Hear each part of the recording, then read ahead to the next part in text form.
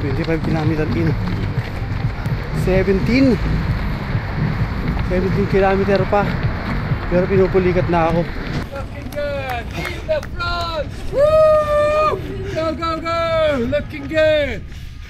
Marathon is hard. Marathon is hard. Pero pipilitin ko pa rin tumakbo ng konti. Pakunti-konti. Tapos pahinga. So mag-run walk strategy na lang ako. Run jog strategy pala. Kasi hindi na ako makatakbo. Matapos din to.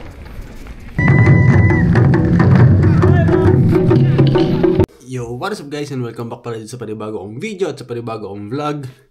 And today is tatakbo tayo ng 42 km full marathon kasi ngayong araw na to gaganapin yung Spar Budapest Marathon na ginaganap dito yearly sa Hungary. So ito siya. So ayan, Budapest Marathon. And basically, first marathon ko to. No, ito yung pinagandaan ko ng 4 na buwan. Kasi after ko matapos yung half marathon, hindi ako sigurado kung kakayanin kong tumakbo ng full marathon, no, sa loob lamang ng isang buwan after ng half marathon. Kasi around 18 km nung tumakbo ko noon, nakaramdam na ako ng pulikat. And nag-research ako, nagbasa-basa ako kung bakit nakaramdam ako ng pulikat ng ganun. Kasi, ang dahilan pala, kasi hindi kulang yung mali yung nutrition ko 1 week before ng half marathon. So, hindi ako nag-carb loading and kulang yung mga kinakain kong carbs kasi during that time, tawag dito, cutting pace ako, no? Nagpapapayat ako nun kaya hindi ako masyado nagkakakain ng mga kanin, ng mga carbs. Usually, yung kinakain ko kadalasan is high protein meal. So, yun siguro yung naging dahilan kung bakit pinulikat ako within 18 kilometers. And after nung after nung half marathon na yun, sinubukan ko tumakbo ng 25 km, 30 km, and kinaya ko naman. No, nakaramdam nga lang ng konting pulikat nung 28 km na. Pero, like what I was said, kulang yung carbs na kinakain ko. No, kulang ako sa kanin. Kaya ngayon, 2 weeks before ngayong marathon, napag-isip-isip ko na mag-sign up dito sa may marathon. Actually, naka-prepare na yung mga gagamitin ko. Yan. Yung susuotin ko sa race. Yun yung t-shirt ng Budapest Marathon. Tapos, yun yung pamalit. Tapos, nandito yung mga energy gel ko. And basically, 8 pieces yan. Kakainin ko siya every 30 minutes. So, pagkakasyahin ko siya dito sa may belt. Tapos, hindi ko alam kung siguro isalagay ko na lang siguro sa bulsa. Tapos, yung iba sa belt. Yun lang naman yung dadalhin ko. Itong camera. Tapos, Boston 13. Yung ginamit ko nung half marathon.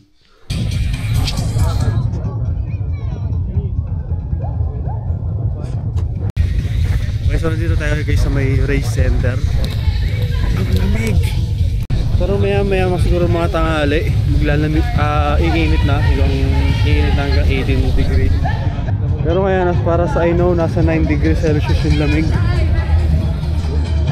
First time tumakbo na ganito. I-prepare ko na yung mga gamit ko. Lalagay ko na yung mga energy gel sa belt, sa bulsa ko kung pwede. Tapos yung cellphone ko, lalagay ko na rin dito. Tapos mag-warm up na tayo kasi ang oras na is 8:30. So, magsisimula yung race ng 9. Mag-warm up tayo ng 30 minutes.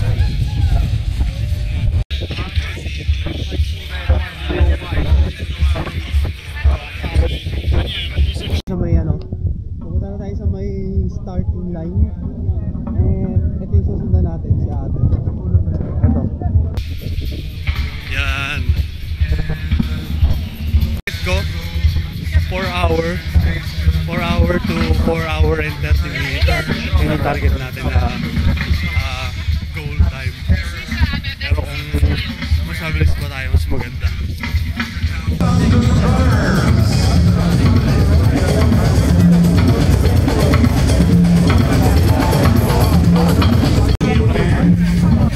Wala tayo guys. Medyo maingay dito ngayon. Kaya lalapit ko na konti yung camera. Pero nandito tayo sa may finish line, sa may starting line.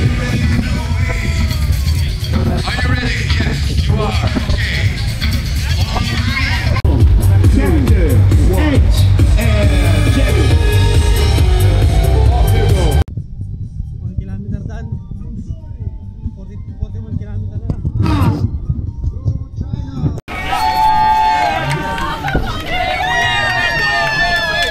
km done.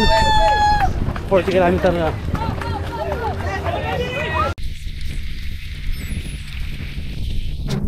3 km in. 39 to go.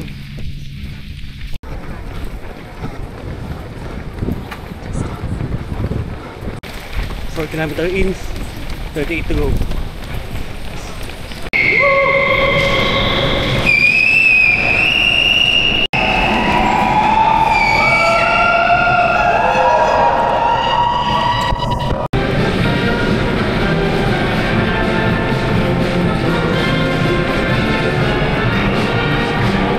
Kilometer in, so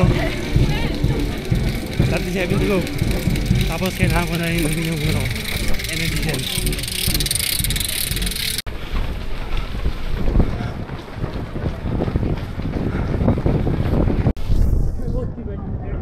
Six kilometer in.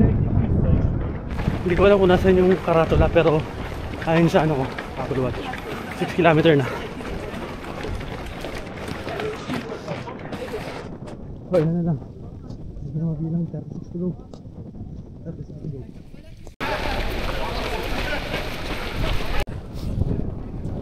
7 kilometer in.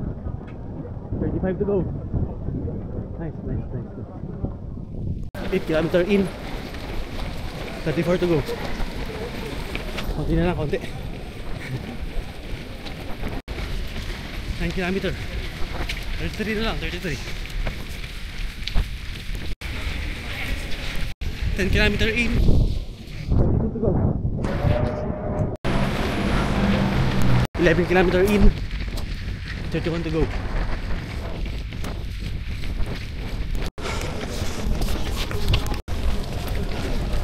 12 km in. 30 na lang. Meron lang, oh. Meron lang.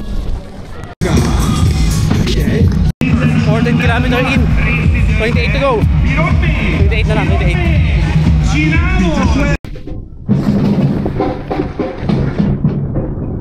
15 km in. 27 to go.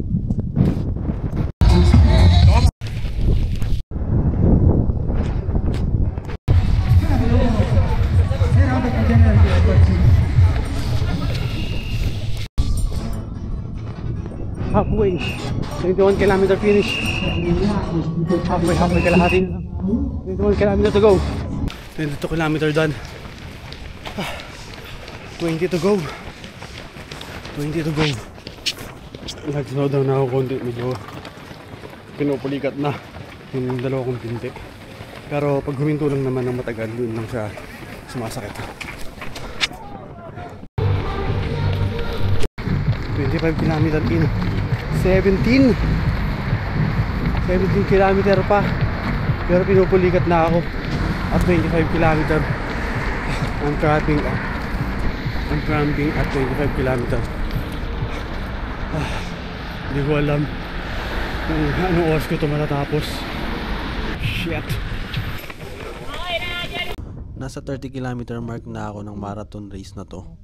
Hindi ko na iniisip kung gaano ko kabilis matatapos. Ang goal ko na lang ay matapos. Dahil sa 25 km pa lang pinulikat na ako. Kaya jog-walk strategy na lang muna, pero kahit mabagal, pinipilit ko pa rin tumakbo. Ang mahalaga na lang para sa akin sa mga oras na ito, matapos ko yung marathon at makuha ko yung medal na 42 km finisher. 31 km in, 11 km to go. Kailangan ko ng lakad kasi talagang pinupuligat na ako.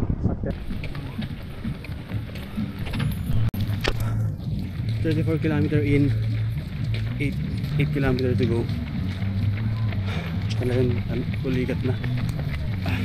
Sumasakit na yung paa ko. 7 35 km in, 7 to go. Hindi rin yung pace lang ng 4 hours and 30 minutes.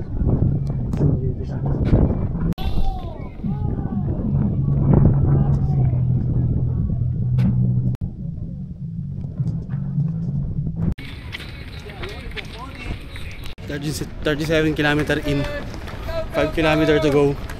Looking good. Keep the front. Woo! Go, go, go. Looking good. Marathon is hard. Marathon is hard. Actually, I'm giving up na. Pero pipilitin ko pa rin tumakbo ng konti. Pakunti-konti. Tapos pahinga. So mag-run walk strategy na lang ako. Run jog strategy pala. Kasi hindi na ako makatakbo. Konting jog na lang. Matapos din to. 5 kilometer na lang eh.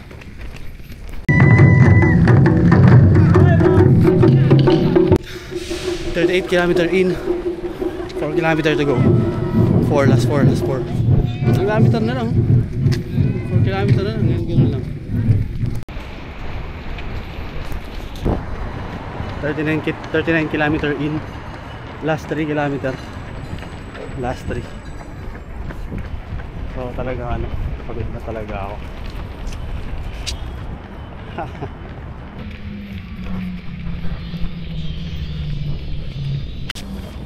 40 kilometer in. Last 2 kilometer.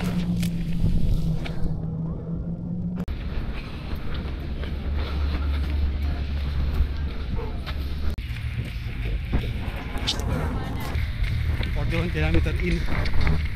Last 1 kilometer na lang. Last 1K. Last.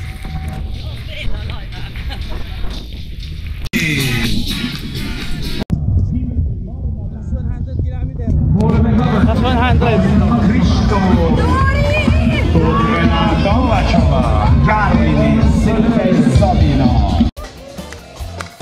Joël Kerabin, Jean-Jacques Aiglin, Fabio San Giovanni, 42. Bangladesh.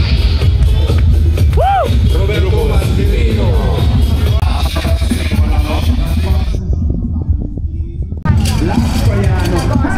Laszkojani, Horvitz negyedik Budapest maraton. Laszkojani, Horvitz negyedik Budapest maraton. Lászka János a szélegyenesben. 42. Jánosi Balázs 19-szeres Budapest maraton. Jaj, de jó vagy. 42 yan, pre. 42. Nakuha na natin yung medal natin. 42 kilometer. Yan siya.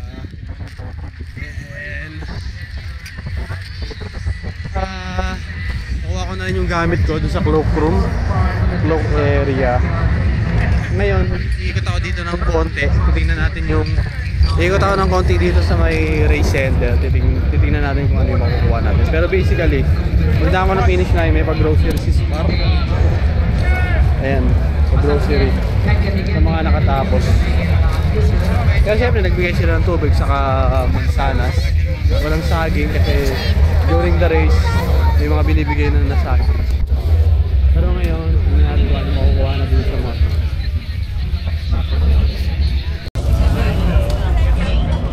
Ayun na kumuha ng marami oh. Oo, din magkano to? May expiration date. Magpapatay isa. Oh, nakakuha na tayong dalawa. Ayun, dito tayo kumuha. Tatlo. Hello.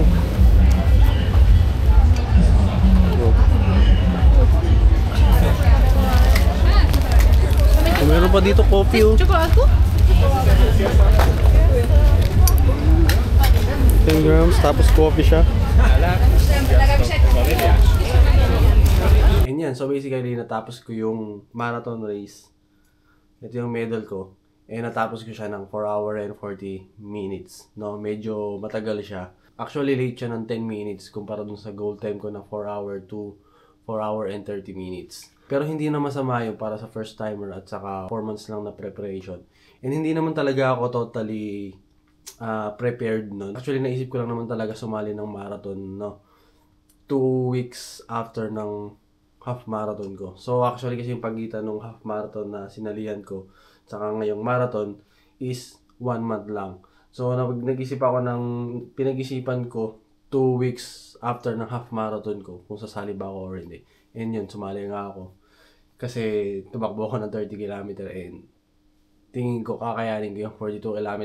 Pero during the training, at 28 km, pinupulikat na ako nun. Pero mabagal lang din talaga yung simula ko nun. Pero ngayon kasi mas nabit ko yung oras ko nung half marathon na tinapos kong nakaraan na 2 hour and 11 minutes. Pero ngayon, natapos ko lang siya ng 2 hour and 5 minutes. And yun yung naging dahilan kung bakit pinulikat ako ng maaga. Kung bakit pinulikat ako at 25 km. Kasi nag-average ako ng 5 minutes and 55 seconds per kilometer.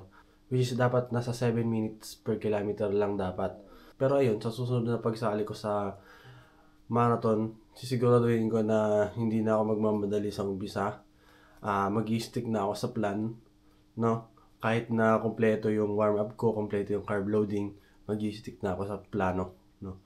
Yun, so hanggang dito na lang. Maraming salamat sa mga nanood at maraming salamat sa mga kasama. Kita-kits sa next video. Peace out!